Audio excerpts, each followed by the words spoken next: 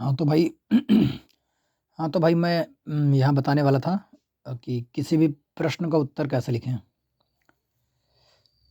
वैसे तो किसी प्रश्न का उत्तर लिखने के लिए आपको बहुत कुछ चाहिए होता है। अच्छा सब्जेक्ट का ज्ञान हो, सब्जेक्ट के स्ट्रक्चर्स का ज्ञान हो, जैसे इंग्लिश के स्ट्रक्चर्स का ज्ञान हो, और आपकी राइटिंग स्किल भी बहुत अच्छी होनी चाहिए। और ये चीज़ें एक दिन में ठीक होती नहीं हैं। अब यहाँ मैं आपको कुछ क्रक्स पॉइंट्स बता रहा हूँ, कुछ ग्रामेटिकल टिप्स एंड कुछ अप्रोचेस बता रहा हूँ, जिसके थ्रू आप किसी भी क्वेश्चन के आंसर को ग्रामेटिकली ठीक कर सकते हैं। वन मोर थिंग, क्वेश्चन को बहुत अप्रोप्रिएट बनाने के लिए, बहुत अच्छा बनाने के लिए there are so many various ways. बहुत से अलग अलग तरीके हैं जिन पे कि आपको बहुत ज़्यादा वर्क करना पड़ेगा, और ये चीज़ें एक दिन में नहीं होती हैं। लेकिन फिर भी मैं आपको थोड़े वक्त में ये बताने वाला हूँ कि किसी भी प्रश्न का उत्तर लिखते कैसे हैं। Actually what is the science और what is the logic between writing any question, between writing the answer of any question.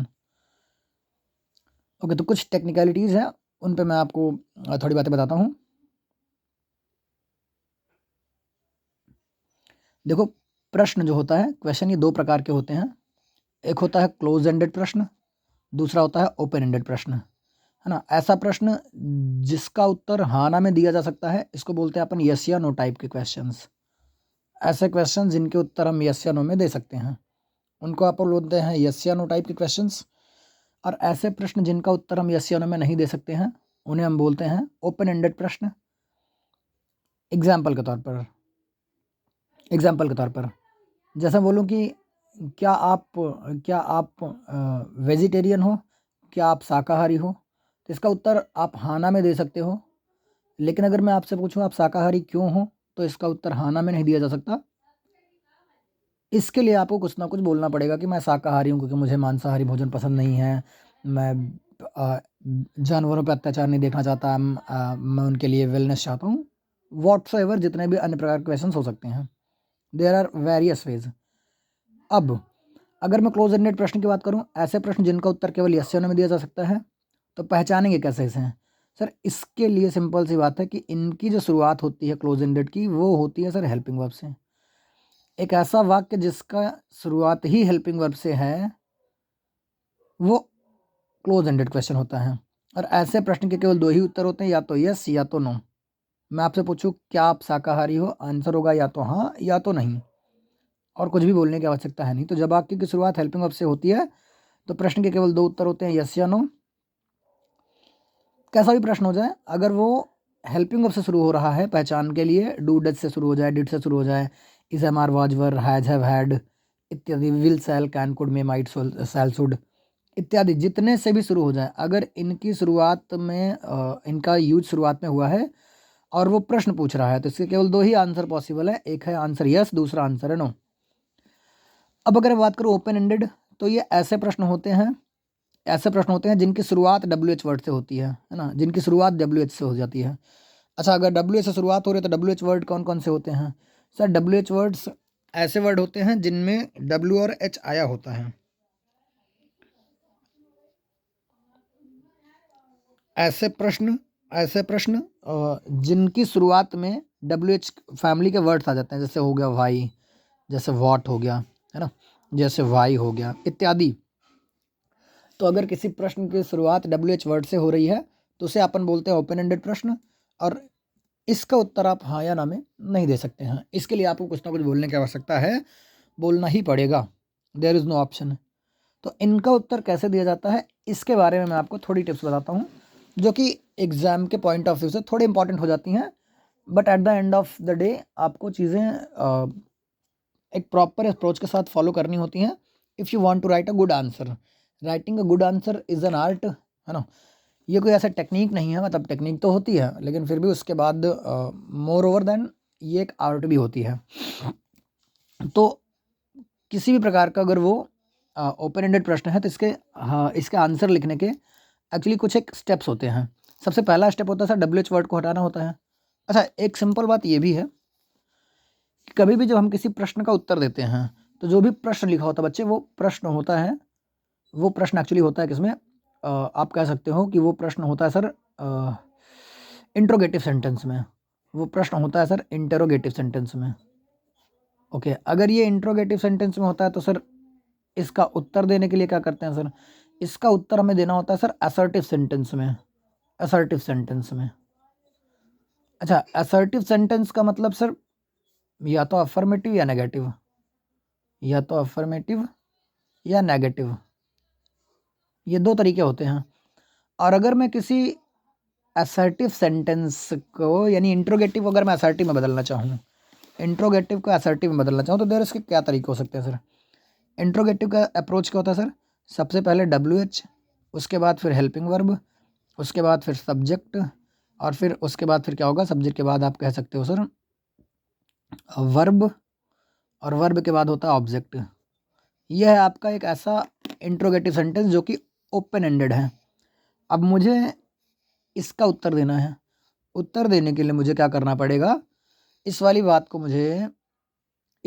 मुझे अफर्मेटिव या नेगेटिव, अफर्मेटिव या नेगेटिव में बदलना है। इसके लिए क्या करेंगे सर, सबसे पहला काम करते हैं अपन WH वर्ड को हटा देते हैं, रिमूव कर देते हैं, है ना। सबसे पहला काम यही होता है, जितने भी WH वर्ड जो भी दिख रहा है सबसे पहले उसे हटाओ, और हटाने के बाद जो हेल्पिंग वर्ब होती है, इस हेल्पिंग वर्ब को सब्जेक्ट के बाद ले जाते हैं, and we are good to go. इतना ही आंसर हो सकता है इसका, सब्जेक्ट, हेल्पिंग वर्ब, उसके बाद फिर वर्ब, फिर ऑब्जेक्ट।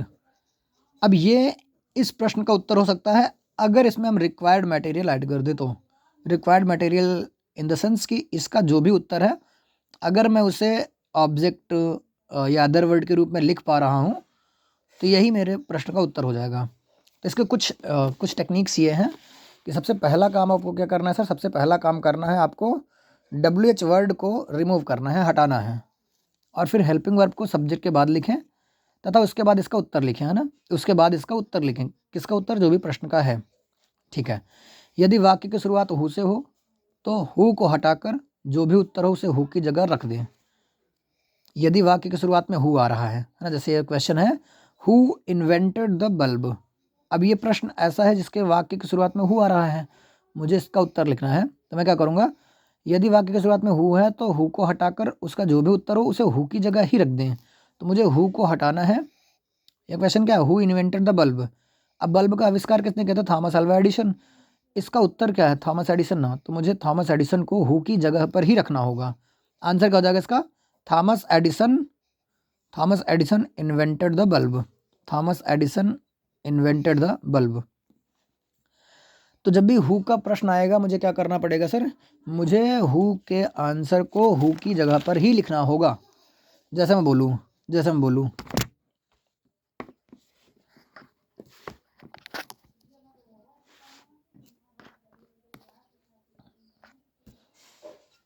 मैं कोई प्रश्न लिखूं,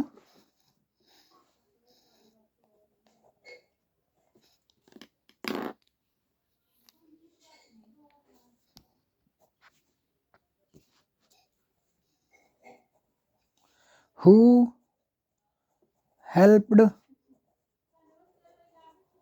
पांडवाज इन द महाभारत। इसका अर्थ क्या हुआ कि महाभारत में पांडवों की मदद किसने की, हु का मतलब क्या हुआ, किसने की, राइट। अभी मुझे इसका आंसर लिखना है तो मुझे पता है इसका आंसर होगा कृष्ण, श्री कृष्ण, ठीक है।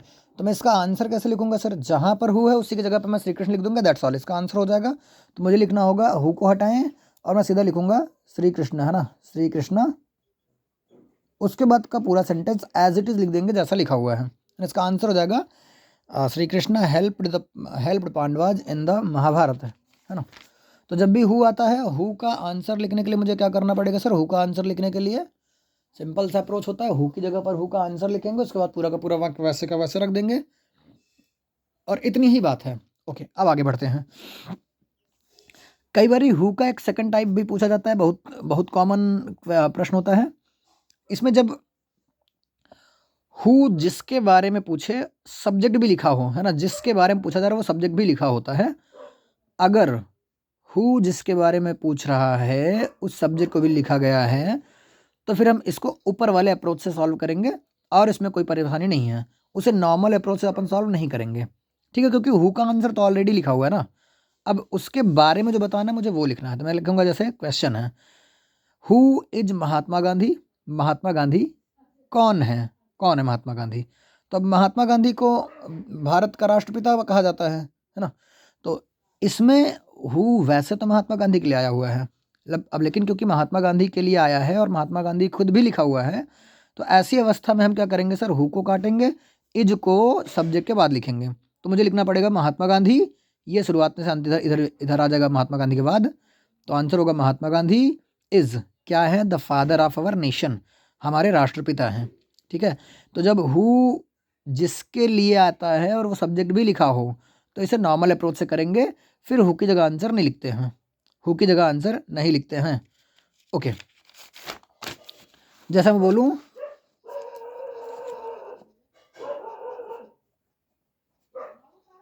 Who is doctor APJ Abdul Kalam, doctor APJ Abdul Kalam, और इसका मतलब क्या हुआ, एपीजे अब्दुल कलाम कौन है। तो मैं क्या लिखूंगा, देखो यहाँ हु कलाम सर के लिए आया हुआ है और यहाँ हेल्पिंग वर्ब है, तो मैं क्या करूँगा, हु को काटूंगा, इज को यहाँ उठाऊंगा, फिर लिखूंगा doctor APJ Abdul Kalam, doctor APJ Abdul Kalam is the, क्या बोलते हैं इनको, missile man of India, missile man of India. या फिर मैं इसी को लिख सकता हूँ, doctor APJ Abdul Kalam is the former president of India ना, फॉर्मर प्रेसिडेंट, प्रेसिडेंट रह चुके हैं, तो ये इसका दूसरा वे हो सकता है, former president of India. Okay, अब अपन बात करते हैं आगे वाले की। यदि हमसे प्रश्न में व्हाट पूछे तो व्हाट का उत्तर कैसे करेंगे, ये देखना। व्हाट होता है बच्चे ऑब्जेक्टिव अप्रोच का, व्हाट ऑब्जेक्टिव अप्रोच का होता है, अर्थात व्हाट का आंसर वाक्य में ऑब्जेक्ट की जगह लिखा जाता है, और ऑब्जेक्ट की जगह क्या होती है, वर्ब के बाद होती है। तो यदि व्हाट का आंसर पूछा गया है तो इसका आंसर लिखा जाएगा हेल्पिंग वर्ब के बाद, ऑब्जेक्टिव अप्रोच का होता है, अर्थात व्हाट का आंसर वाक्य में ऑब्जेक्ट की जगह वर्ब के बाद लिखा जाएगा। तो जब भी व्हाट के क्वेश्चन की बात होती है, व्हाट का आंसर लिखते टाइम हमें इसका उत्तर कहाँ लिखना होता है, वर्ब के बाद। जैसे व्हाट इज योर नेम, तो व्हाट हटाएंगे, शुरुआत में वही डब्ल्यू एच हटाएंगे, इज को सब्जेक्ट के बाद ले जाएंगे, डब्ल्यू एच हटाएंगे, इज को सब्जेक्ट के बाद ले जाएंगे, इज वॉज वर जो भी होगा सब्जेक्ट के बाद ले जाएंगे। तो यहाँ हो जाएगा योर नेम, अब चूंकि आपको अपना नाम बताना तो लिखेंगे माई नेम, ये आ जाएगा इज, माई नेम इज, है ना, माई नेम इज। उसके बाद फिर क्या लिखेंगे, आपका जो भी नाम है वो इसका आंसर हुआ ना, जैसे मेरा नाम मनोज है तो ये इसका आंसर हुआ है। अभी मैं इसका आंसर लिखूंगा, दैट इज, अब देखो ये जो मनोज लिखा जो इसका आंसर है वो हेल्पिंग वर्ब के बाद लिखा हुआ है। अब अगर ये हेल्पिंग वर्ब के बाद लिखा हुआ है तो यही इसका आंसर, और ये कैसा है, ऑब्जेक्ट की जगह आया हुआ है। तो मैं यही कह रहा था कि व्हाट का आंसर जो होगा वो ऑब्जेक्ट की जगह पर ही लिखा जाएगा, यानी वर्ब के बाद लिखा जाएगा। सिंपल सी अप्रोच है। अब जैसे इसमें क्वेश्चन है, what can police do for you, what can police do for you, है ना, पुलिस आपके लिए क्या कर सकती है। व्हाट हटाओ, कैन को पुलिस के बाद ले जाओ, व्हाट हटाओ, कैन को पुलिस के बाद ले जाओ। अब जब मैं कैन को पुलिस के बाद ले जाऊंगा तो लिखूंगा कैसे sir, police can verb do, है ना। अब कैन डू पूरा का पूरा वर्ब हो गया है, ये वर्ब है, पूरा वर्ब है। अब इस वर्ब के बाद मुझे इसका आंसर लिखना है एनीथिंग, कुछ भी कर सकती है। एनीथिंग का मतलब मेरी सुरक्षा से रिलेटेड कुछ भी बातें पुलिस मेरे लिए कर सकती है, तो इसका आंसर हो जाएगा police can do anything for me. आगे क्या है, वाई वाले प्रश्नों का उत्तर, तो वही बात है भाई, डब्ल्यू एच हटाएंगे, है ना, सबसे सिंपल सा काम है, डब्ल्यू एच हटाएंगे तो वाई लिखा होगा, वाई हटाएंगे, हेल्पिंग वर्ब को सब्जेक्ट के बाद लिखेंगे, तथा इसका जब आंसर लिखते हैं वाई का, तो वाई का आंसर लिखते टाइम शुरुआत करते हैं सर बिकॉज से, है ना, बिकॉज से शुरुआत करते हैं। जैसे why are you not playing, अभी कोई आपसे प्रश्न पूछे why are you not playing, तो मैं इसका आंसर कैसे लिखूंगा सर, इसको देखना, how will I write the answer. इसका आंसर हो जाएगा सर, सबसे पहले तो डब्ल्यू एच को हटाओ, सबसे पहला काम डब्ल्यू एच को हटाओ, और डब्ल्यू एच को हटाने के बाद मैं क्या करूँगा सर, इस आर को यू के बाद लिख ले जाऊँगा। अब आंसर यू थोड़ी दे रहा, आंसर तो मैं दे रहा हूँ, तो मुझे लिखना पड़ेगा आई, है ना, आई, यू के साथ आर है तो लिखेंगे आई के साथ एम, आई एम, फिर बाकी पूरा सेंटेंस लिखो, not playing, I am not playing. अब पूरा आंसर लिखने के बाद, आई मीन पूरा सेंटेंस लिखने के बाद मुझे अब यहाँ आंसर लिखना है, और आंसर लिखते टाइम मुझे क्या अप्रोच लगानी है सर, वाई का आंसर देना है बिकॉज लगा के। आई एम नॉट प्लेइंग, मैं नहीं खेल रहा। क्यों नहीं खेल रहा? क्योंकि, क्योंकि बिकॉज मीन्स क्योंकि। इसका आंसर क्या था? आप क्यों नहीं खेल रहे हो? तो मैं लिखूंगा मैं नहीं खेल रहा क्योंकि, बिकॉज आई एम इल, है ना, क्योंकि मैं बीमार हूँ, या आई एम वीक, जो भी आंसर है उसका वो लिखो। Why can she not help me, वो मेरी मदद क्यों नहीं कर सकती है? वाई का मतलब क्यों, कैन सी नॉट का मतलब नहीं कर सकती, हेल्प का मतलब मदद, मी का मतलब मेरी, वह मेरी मदद क्यों नहीं कर सकती है। तो इसका आंसर कैसे लिखेंगे? सबसे पहले वाई को हटाएंगे, कैन को सी के बाद ले जाएंगे, तो लिखेंगे कैसे? सी कैन, आगे पूरी बात, नॉट हेल्प मी, वह मेरी मदद नहीं कर सकती है। क्यों नहीं कर सकती है? बिकॉज, आगे क्या लिखेंगे? सी इज पुअर, है ना, वो गरीब है इसलिए मेरी मदद नहीं कर पा रही है, इत्यादि। इसके कोई से भी आंसर होंगे, वाई का आंसर बिकॉज सही देते हैं, है ना, वाई का आंसर बिकॉज से देते हैं। और अगर आप बिकॉज हटा के कुछ और लगाना चाह रहे हैं तो वहाँ पे आप सिंस वगैरह, सिंस का यूज़ कर सकते हैं, फॉर का यूज़ कर सकते हैं, डिपेंड करता है कि आप कौन से कंजंक्शन का इस्तेमाल करना चाह रहे हो। आगे है हाउ वाले प्रश्नों का उत्तर कैसे देते हैं।